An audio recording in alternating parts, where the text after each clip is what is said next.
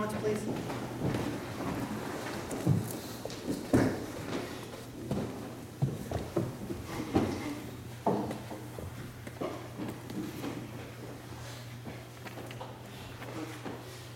There are times we come here, we're supposed to be fed spiritually. There are times we come here to be reinforced by what we do, and there are times we come here to be challenged, to hear things to make us uncomfortable, to make us think, and more importantly, not only to think, but to take that and make action out of it. We have a culture that says basically the one with the most toys wins. You've seen the bumper stickers, okay? Progress is always good. The more wealth, the better.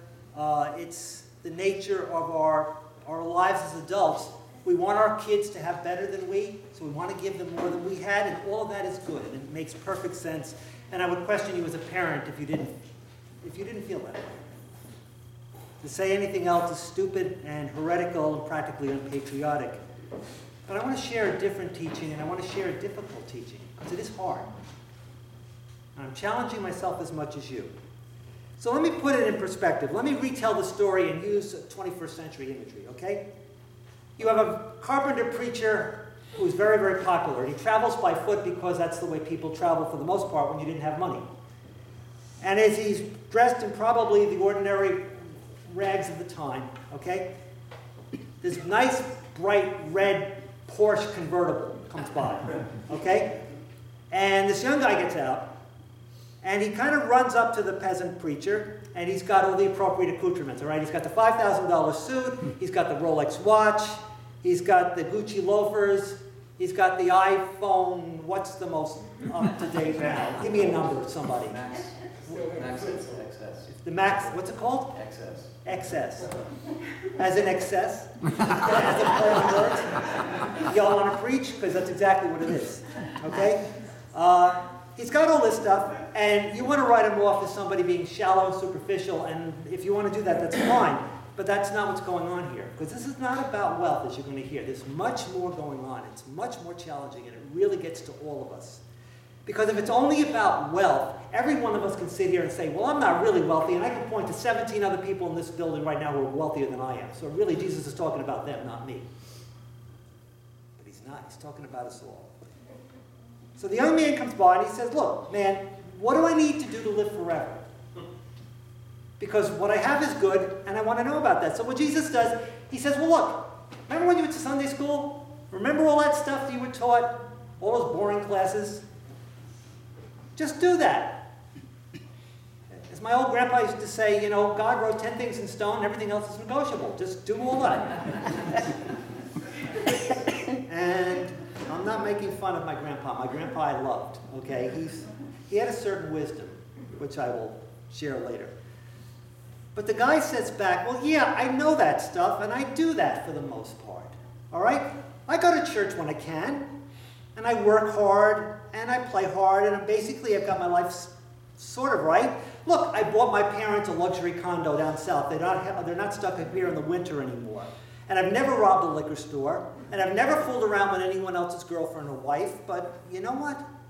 Somehow I feel empty. I don't know why, but there's just something missing. I had a friend of mine once describe the feeling, said, I have a hole in my soul. I don't know what that means because I've never had that experience as he had it, but I know what he looked like when he said it, and that said something to me. And if you look carefully at what I read and what you have in front of you, there's a phrase that we all pass over. It says, Jesus looked at him, loved him. He spoke with love. And he says to him, look, now that you mention it, there is something in your life you've got to take a look at. You've got an awful lot of stuff. Are you willing to give up the stuff that you think you need and depend on? Will you come and follow me? Will you come and walk with me? Will you be part of my group? And we're told that the guy just looked at his life, looked at what was being asked of him, and he walked away. And he was sad. He couldn't do it. Probably not as sad as Jesus who made the offer. This is really tough love. Jesus looked at him with love, posed a very tough question framed with gentleness, because he wanted this person to be part of an intimate group and really know the peace that he was looking for. Remember, it was the guy himself who initiated the conversation. He came to Jesus for advice. He said, look, there's something about my life that's broken. I don't know what it is, but will you help me fix it? And if I could use this as an analogy, this is like those people we see all the time sitting on the roof and the flood comes in and the water is rising and somebody throws them the life preserver and they won't take it because they don't want to be saved that way. So how does this apply to us? Well, you know the commandments, Jesus said, and if I'm going to, I'll defer to Mr. Herbert, Esquire, and to Mr. Warner, Esquire. You all know, as attorneys, it's not only the words that you read that are on a text, it's the words you don't read. Correct? Fair enough? Okay? Look at what Jesus said to him. He said, you know the commandments, and then he ticked off all the ones that have to do with relationships with each other, all of which are important. But what did he not say, which this guy needed to hear? The very first one. I'm the Lord your God, you shall not have other gods but me. And in this particular gentleman, this person's life, obviously the stuff he had was the most important thing in his life. And we could say this not only about him, but all of us on our own journey. Where do we reach that point where all of a sudden something gets in the way between us and God?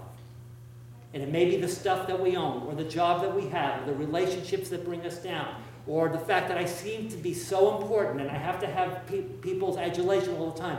All of us have something that gets in the way. And Jesus said, you want to be my follower? You got to let go of that. That's the thing you need to let go of, because that's the thing you worship. We don't like to hear that, but it is true. You know, many years ago, when I worked in my parish, I used to, it was a very, very large parish when I was a young priest, and we used to do a teen overnight retreat on a weekend right around Christmas. And one of the things that the person who led the teen group always did, and I always found this fascinating, there's an exercise that these teenagers did. They were posed a question very, very rapidly. One of you is going to know where it's coming from, because I asked this person this morning before the service, before you guys came here.